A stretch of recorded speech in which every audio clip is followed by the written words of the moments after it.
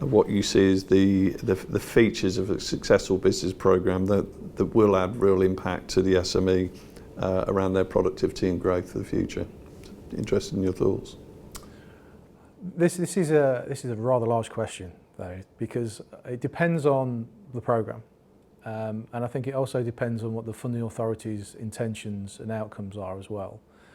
But broadly speaking, what we're looking to do here is put together a programme of support that is simple to articulate for SMEs to understand and participate in, so that ultimately their journey is as pain-free as possible and they get as much support through that particular journey as possible, where they can fully engage with the support that we put together. They can extract as much value from the time they're on the programme with us and feel comfortable doing it. Because as we said earlier, is that these are very, very busy individuals, and every time they engage with us on a business support programme, in the back of their head they're asking the question, is this worth my time?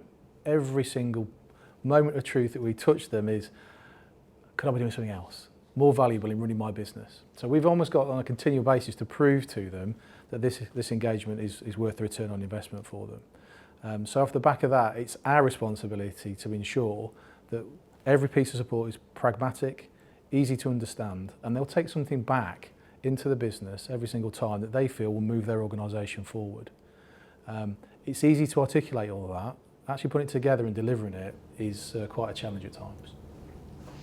I think I'd just like to pose a question slightly differently, David, in terms of what are the features of a successful business support programme, into more what makes a successful business support programme, not just the features of it.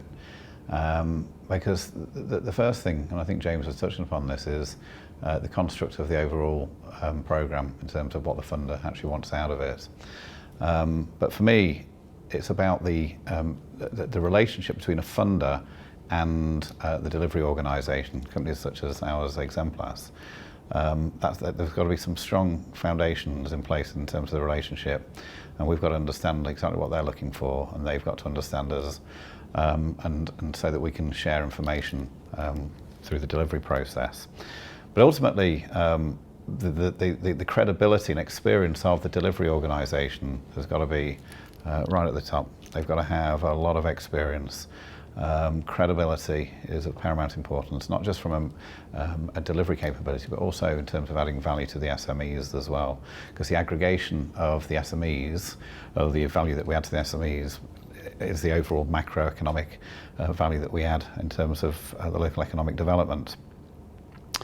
And I think the delivery organisation, such as Exemplas, who's delivering these contracts, they've got to actively believe in business support.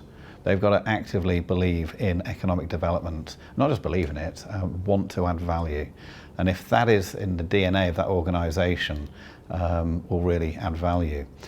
I know over the years there's a lot of private sector organisations in what we do, and some of the key drivers of organisations in this sector are around profit, profit and profit. And I think being owned by a university as Exemplas is, really makes us a little unique, where profit isn't the key driver, and that adding value to SMEs and making sure that these programmes is really delivered exceptionally well, adds value to the reputation of our shareholder, the university, but also adds value to the overarching principles of the programme.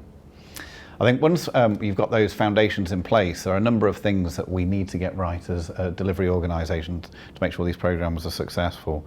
One is around finding, we call it client acquisition, but that actually means finding the right volume and the right type of companies to come through the support at any given time.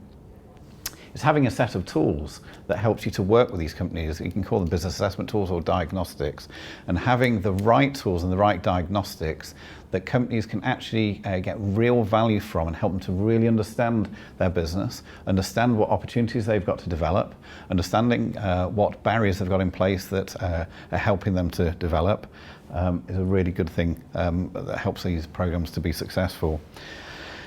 Another factor of business support programs, or the success of business support programs, are the people that deliver. And I know James and I, over the years, have built a number of teams, and that's really key to you, isn't it, James, in terms of one of your key beliefs? It is. Can I just make a comment on that, Marty? Because I think, as an organisation, Exemplas, is you look at us as an entity. Where's our value? Where's the enterprise value in what we are and what we do? And it's fundamentally people. The way we deploy the programs that Martin's talking about. We spend an extraordinary amount of time trying to build the right teams with the right culture and the right people, the right personalities, because we've learnt the hard way, Martin, it's fair to say over the years, that when you don't get it quite right, is that it makes life very, very difficult, and the outcomes for the funders, for Exemplas, for us as leaders, and also most importantly for the SMEs that we help, isn't as impactful. So if we spend more time up front, upstream, mobilising and recruiting the right people to deploy the right customer journeys, we found that the outcomes are immeasurably better. I think the other thing on the people is making sure you've got people who understand the local ecosystem, the local business community, but not just the SME community. When we talk about the ecosystem, it's all the other partner organisations involved in delivering business support or economic development, have an impact on economic development. Because the people we want to recruit, we want them to be well connected and well networked, because once an organisation, one of their clients has actually finished the support, or even partway through the support on the programme, there could be other organisations, institutions who are better placed or in the right place to support that company and provide them with support in addition to what we're doing. And that's why I think finding those right people with the right connections, the right levels of experience, and that is experience around business support, but also running their own businesses. Yeah, I've been blown away by the number of people who work within Exemplas who are very, very senior in terms of, not in age, but in their experience, how senior they've been in terms of business ownership, being part of large corporates, CEOs, or C-suite anyway, and they're working within business support, adding value. I think there's a direct correlation between an SME owner manager on one of our programs getting something from it and whether actually they respect and like the advisors that are helping them through the journey. And that's a real skill. It's a real skill to do that, because during the course of one delivery week, they may meet 4 or 5 different individuals at different points of their journey. And they've got to make the most of it. So they've got to understand the pressures on these individuals running the organisations, correlate that back to some of their extensive backgrounds and empathise. When I was in that point, what was I thinking? How was I feeling? What was I worried about? What am I therefore looking for now for somebody to help me navigate the next challenge and the next step and move me along the customer journey? So can't emphasise enough that point Martin made about the quality of people is so important. And what about, you touched upon it, Martin, earlier in the conversation around the use of diagnostics and tools, and about that notion of collaboration with the funders.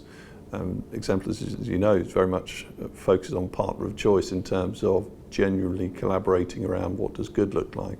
So picking up on some of those points with that notion of understanding the evidence and the data from the features of a good programme, and what does that look like in terms of developing best practice and bringing that out as the service develops and you get under the skin of know what's good and perhaps what's not so good in the delivery terms?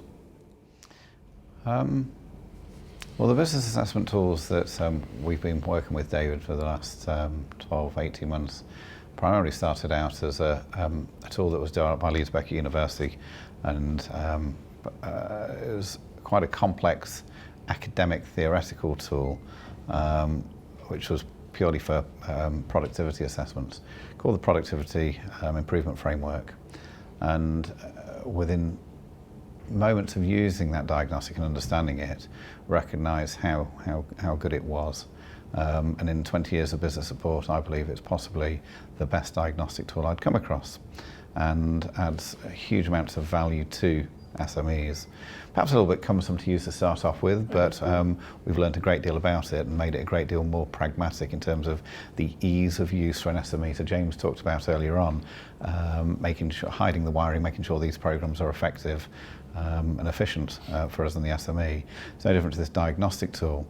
But what we've noticed with the diagnostic tools is we're actually able to collect lots and lots of data, which helps us to understand exactly the needs of businesses.